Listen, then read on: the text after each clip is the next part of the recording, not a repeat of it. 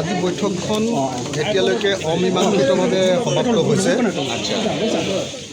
আজি বৈঠকখন অমীমাংসিতভাৱে সমাপ্ত হৈছে কাৰণ যিখন তালিকা আপোনালোকে এইকেইদিন টিভিত দেখি আছিলে 13জনীয়া তালিকা, সেই 13জনীয়া তালিকাটো দিল্লীৰ এপ্ৰুভেল এতিয়ালৈকে লাভ কৰা নাই। দিল্লীৰ এপ্ৰুভেল লাভ নকৰাকৈ তেওঁলোকে ফাইনেলাইজ কৰিব নোৱাৰোঁ বুলি কৈছে। সেইটো গৌৰৱ গগৈৰহে তালিকা আছিলে বুলি কৈছে। আৰু এটা বেয়া খবৰ আছে কি সেই তালিকাৰ ভিতৰত যি 13জনীয়া তালিকা আছিলে তাৰে এটা সমষ্টি গৌৰীপুৰ, সেই গৌৰীপুৰটো সম্পৰ্কীয় আজি তেওঁলোকে স্থিতি সলাইছে। গৌৰীপুৰটো কৈছে যে গৌৰীপুৰটো দিবৰ কাৰণে তেওঁলোকৰ অসুবিধা আছে, তাৰ কাৰণে আমাক দুটা অল্টাৰনেটিভ প্ৰপ'জেল আগবঢ়াইছে।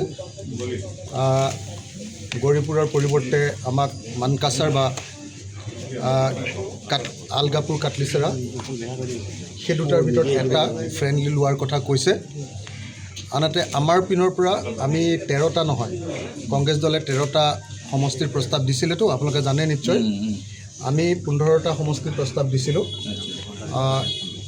তাৰে ভিতৰত সেই দুটা সমষ্টি, এটা হ'ল নাওবৈচা আৰু এটা হ'ল আপোনাৰ ডিমৌ, কি কয় আপোনাৰ সেই দুটা সমষ্টি এতিয়ালৈকে পাছ হোৱা নাই।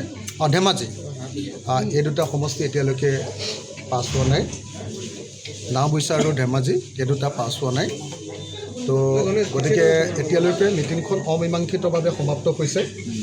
অলপ সময়ৰ পাছত গৌৰৱ গগৈয়ে আমাক জনাইছে যে অলপ সময়ৰ পাছত তেওঁ AICCৰ লগত কথা পাতিব।